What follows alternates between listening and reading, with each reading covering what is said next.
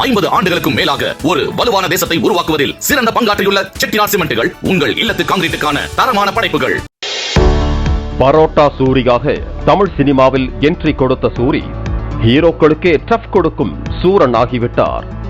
Seemaraja படத்திலேயே 6 back வைத்து ரசிகர்களை மிரள வைத்தார். இது வெறும் ட்ரெய்லர் தான், மெயின் பிக்சர் இருக்கு என விடுதலை 1 படத்தில் மிரட்டியவர் அடுத்து வந்த கருடன் படத்தின் மூலம் தன்னை ஒரு பகாசுர ஆக்ஷன் ஹீரோவாகவும் அதகலப்படுத்தினார். தற்போது அடுத்தடுத்த படங்களில் பிஸியாக இருக்கிறார் சூரி.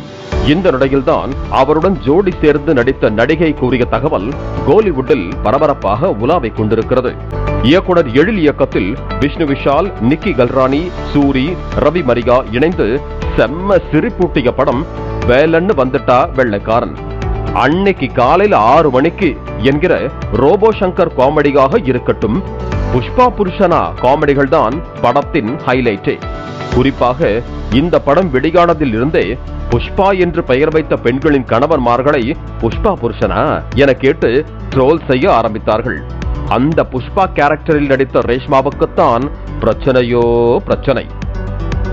2016ஆம் ஆண்டு வேலைன்னு வந்துட்டா வெள்ளக்காரன் படம் வெளியாகி உள்ளது. ஆனால் சூரியின் மனைவியாக புஷ்பாவாக நடித்த ரேஷ்மாவுக்கு தொடர்ந்து அதே போன்ற கேரக்டர்கள் மட்டும்தான் வந்ததாம். இதனால் அந்த படத்தில் புஷ்பா கேரக்டரில் நடித்ததால் கேரியரே கேள்விக்குறியாகிவிட்டது என்கிற ரீதியில் வருத்தப்பட்டிருக்கிறார் ரேஷ்மா. அதுவும் அவர் ஒரு பேட்டியில் கூறும்போது, வேலன்னு வந்துட்டா வெள்ளக்காரன் படத்தில் நான் புஷ்பா கதாபாத்திரத்தில் நடித்திருந்தேன். அந்த படத்தில் புஷ்பா புருஷன் காமெடி பெரிய ஹிட் ஆனது. அந்த படத்திற்கு பிறகு எனக்கு வந்த வாய்ப்புகள் எல்லாமே அதே சாயலில் தான் இருந்தன.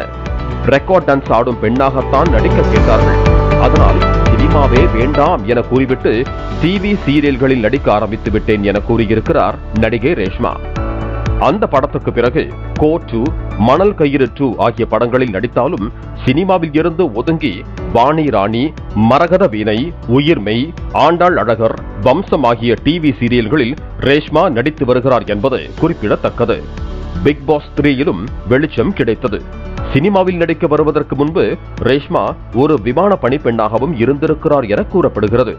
ஆனால் அவர் எதிர்பார்த்த அளவுக்கு சினிமாவில் சாதிக்க முடியாததற்கு இந்த காட்சியும் ஒரு காரணம் என்கிற ரீதியில் தனது வருத்தத்தை வெளிப்படுத்தியிருக்கிறார் ரேஷ்மா. ஆரம்பத்தில் சூரி காமெடி நடிகராகத்தான் தொடர்ந்து நடித்து வந்தார். திடீரென வெற்றி மாறனால் அவருக்கு ஒரு நல்ல வாய்ப்பு கிடைத்தது. அந்த வாய்ப்பை பயன்படுத்திக் கொண்டு அடுத்தடுத்து வெறித்தனமான உழைப்பை கொட்டி இன்று ஒரு ஹீரோவாக உருவெடுத்து விட்டார். அப்படி ஒரு வாய்ப்பு உங்களுக்கும் வரும். உங்களது விடாமுயற்சியையும் தன்னம்பிக்கையையும் விட்டுவிடாமல் சினிமாவில் நம்பிக்கையோடு பயணியுங்கள். திறமை இருந்தால் நிச்சயமாக உங்களுக்கான இடத்தை பிடிக்க முடியும் என ரேஷ்மாவுக்கு ஆறுதல் கூறிக்கொண்டிருக்கிறார்கள் இணையதளவாசிகள். புஷ்பா புருஷனே இந்த லெவலுக்கு வந்துவிட்டார், புஷ்பாவால வர முடியாதா என்ன? 50 ஆண்டுகளுக்கும் மேலாக ஒரு வலுவான தேசத்தை உருவாக்குவதில் சிறந்த பங்காற்றியுள்ள செட்டிநாட் சிமெண்ட்டுகள் உங்கள் இல்லத்து கான்கிரீட்டுக்கான தரமான படைப்புகள்.